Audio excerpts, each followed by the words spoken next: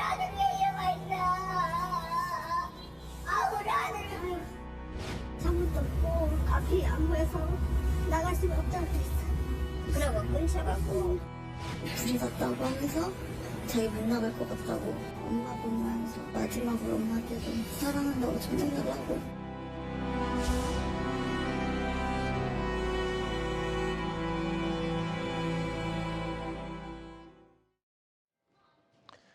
열네 명의 목숨을 앗아간 대전 공장 화재 사고 희생자들의 합동 분향소가 마련됐죠. 자, 이곳에는 이 많은 시민들이 애도하기 위한 발걸음이 끊이지 않고 있습니다.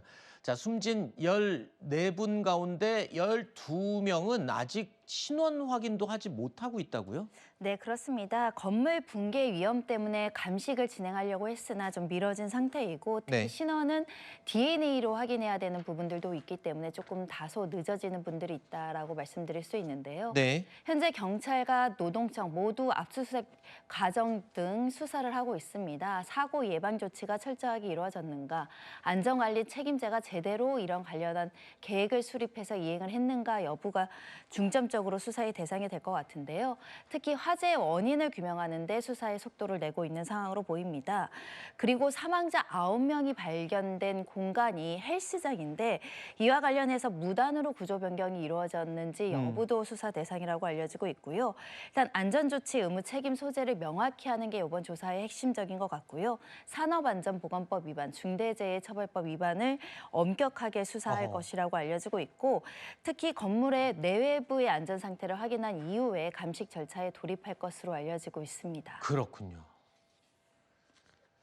자, 이런 상황에서 이번 화재는요, 누가 봐도 예견된 인재였다라는 지적이 계속 이어지고 있습니다. 들어보시죠. 절상류로 이런 기름때 같은 게 천정이나 이런 데에 찌렀다고 할까요? 그렇게 많이 묻어있는 그런 상태였었습니다. 그리고 또 집중 설비나 배관, 슬러지 같은 게 많이 껴있기 때문에 그걸 타고 순식간에 환경시설, 집중시설 특히 이런 부분에 대해서 화재의 위험 저희들이 계속적으로 방지하기 위해서 공조시설 또 배관 이런 거를 주기적으로 청소라 이런 걸 요구했고. 자, 그러니까 이 공장 내부에서는요, 잠깐만 있다가 나오면 안경에 기름때가 미끌미끌하게 묻어 있다라는 증언이 잇따라 나오고 있습니다.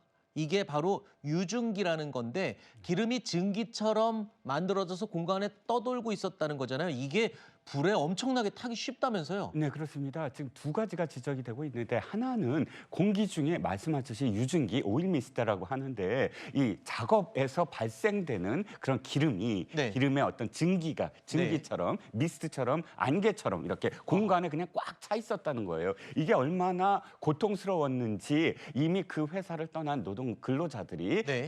이것 때문에 도저히 못 견뎌서 아하. 나가겠다. 왜 악취도 나고 그렇죠. 늘 그렇게 떠 있고 그게 공기상으로 계속 흡입되는 거 아닙니까? 네. 그런데 또 한 가지가 있습니다. 이 미스트 말고도 이 기름때인데요. 이 기름들이 떠돌다가 온갖 곳에 다 찌들어 있는 거예요. 아하. 그러면 일단 공기상에도 조금의 어떤 그런 그 불씨가 있으면 팍 폭발하는 것이고 네. 두 번째 그것이 쭉 타면서 기름때로 아하. 옮겨가면 그대로 기름때로 인해서 단 몇 초 만에 수초 만에 전부 다 확산될 수 있는 그런 공간에서 지금 계속 일을 하고 있었다는 겁니다. 이번 화재가 유난히 확산 속도가 빨랐던 이유도 바로 그 점을 의심을 하고 있습니다.